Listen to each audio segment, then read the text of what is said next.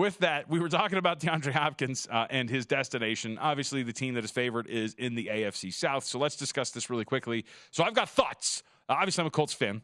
So I do have thoughts about what the Colts' future ultimately brings.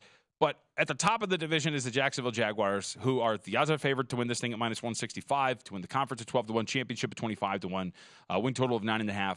I would say the Jags are what I qualify as a sexy team, right? A lot of people think that there's a high ceiling for Jacksonville after the way last year ended. Went on a pretty solid run, got into the postseason, came back against the Los Angeles Chargers, and won that game. Like we all know how it went last year. And so the thought is that there's some real potential here for Jacksonville. And I don't necessarily disagree. And I actually thought this, Kelly, so as we started at the top of the division, the rightful favorites. One of the things that I kind of wanted to do with Jacksonville, they have by win total projections, the 11th easiest schedule in the NFL, somewhere in that range. I do think there's a universe in which Jacksonville, much like the Tennessee Titans from a couple of years ago, come out and take advantage of an easy schedule and could compete for the top seed in the AFC. Oh, absolutely. You know what I mean? And I bring up those Titans specifically because if you remember that year, and obviously you have their schedule in front of you, we'll go over momentarily, but if you remember the year the Titans won it, every single number screamed at you, this team is not that good, right? They were getting ridiculous results, all that. But I think that there's a universe in which this schedule breaks for them to a point where they could take advantage of it and be a 1 seed in like number and record, but in terms of power rating, still below those teams like Buffalo, like the Kansas City Chiefs. And I don't think it's unrealistic for this to happen. I mean, you look at this schedule overall, there are some tough spots that they have to take care of, right? But for the Bills, for example, like all of their big boys, Chiefs, they get them at home. Bills, they get them in London, but it's the second week. It's consecutive London weeks where they're going to be there waiting for the Buffalo Bills, a small advantage in that regard. The other ones, they get the 49ers at home. They get the Bengals at home. So the tough challenges for them, the Ravens at home, they're going to be able to, at the very least, host them. And again, conversations about home field, probably worth more than just about 1.5 points or so. It's not worth that much, but still an advantage nonetheless. You at least get to play them on your own territory for the most part. The other opponents, like their road games, really not terrible, right? The divisional games, of course. And then you look at some other spots on the record that, like the rest of the time, Kelly, you look at the schedule and go, there's a lot of opportunity here for this Jacksonville team to, again, just build up a record against some lesser opponents. And look at those last 3 weeks as well. If we're right about the Tennessee Titans kind of folding by the time we get to midseason, whatever it's going to be, or just look at the back end of the schedule overall, that 3-week stretch against the AFC North is going to be pretty tough, right? Bengals, Browns, Ravens. But if you start at week 11 and go on, Titans, Texans, then Bengals, Browns, Ravens, and then Bucks, Panthers, Titans, like that could be a stretch where you, lose 2 of the 3, take one of those AFC North games. Sure. And all of a sudden you're like, hey man, like we're cooking with fire. Like we could get something here in terms of a pretty good record. Again, we're talking about odds to win the AFC 1 seed. You want like double digits, somewhere in that range. Like that's something I think that is worth looking at for the Jacksonville Jaguars. Yeah, I completely agree. That is, let me just make sure I'm not misremembering anything. Yeah, that is the only NFL future bet I've actually made so far is the Jags to win this division. Okay. Yeah, I'm very high on them. I think your points of everything regular season are right. I think they're interesting to look at for, over win total, maybe over win total, the number 1 seed in the AFC. I don't think that they stand a chance once they get to the playoffs, but this is all about the division that they play in. And these 3 other teams just not being anywhere close to them, in my opinion. And I look, the Titans, we kind of talked about it last segment. I really think that's going to end up being a rebuilding project midway through the year. I would think their biggest threat in the division, in all likelihood, is probably your Indianapolis Colts. But, we look at that schedule again. You get to play the Colts early. You get both those games out of the way early. Yeah. So if you think there's going to be a curve for Anthony Richardson learning everything, learning the offense there, I think it's better to play him early, and you're getting both those games out of the way in the first 6 weeks. You can even throw Stroud in there. They played Texans week 3, in that, a little later on as their second game. But I think that part's big when we talk about that team. The Colts, I don't know how you feel about them, but they would probably be my pick for finishing second in this division. But I think it's going to be a Jacksonville runaway, and even I bet it at minus 160. I think it's still around like minus 165, 170. I think it's still worth a bet.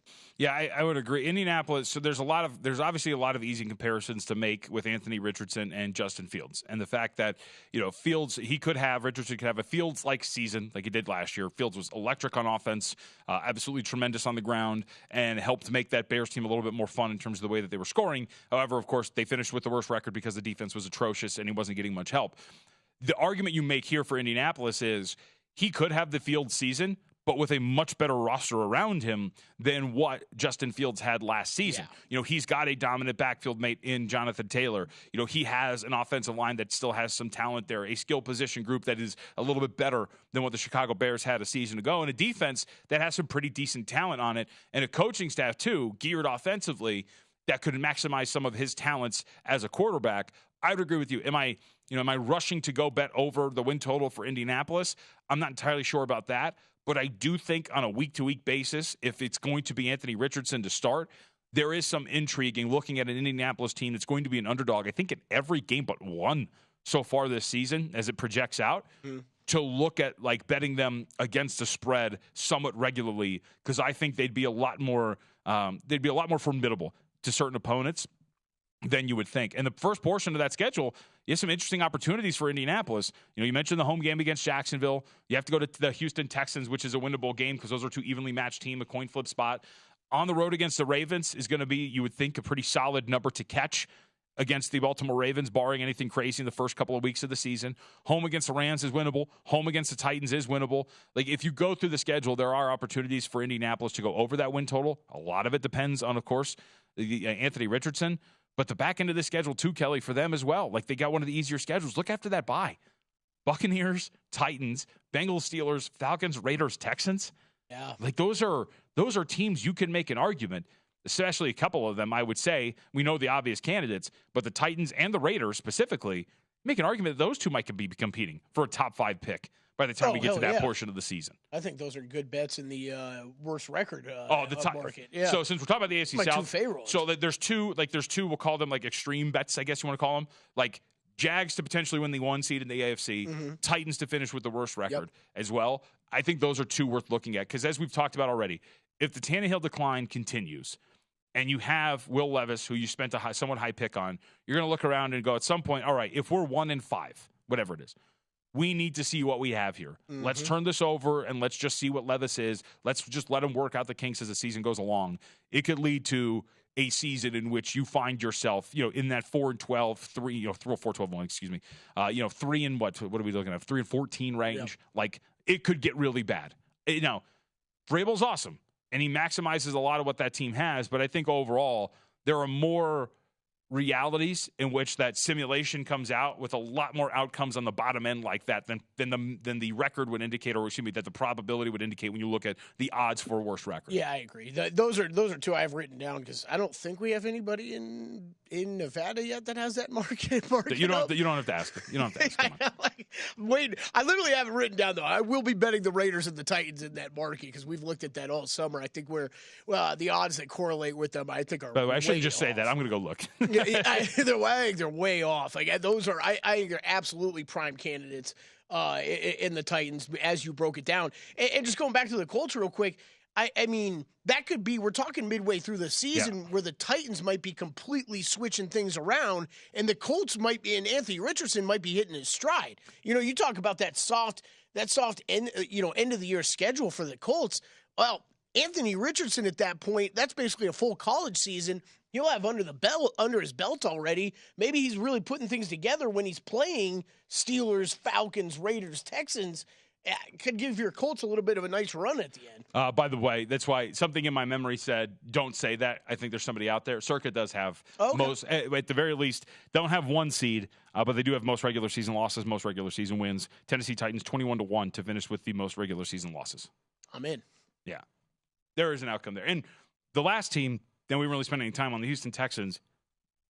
The Texans are a team that should be, at least from a personnel standpoint, they look like they could be a lot better, at least in comparison with what they were last season. Now, 6.5 does seem like a really high win total for me. Yeah. Like, to ask this team to go 7-10 or better, I think that's a little strong given what we look at with this roster and the questions about what you're going to have at quarterback. But when you tie in the schedule and what they have improvements, the improvements that they made on the roster, you can understand it. Like, especially that first column of the schedule before the bye, when you're talking about winnable games and coin flip spots, essentially, home versus the Colts, home versus the Steelers, on the road against the Falcons, home versus the Saints.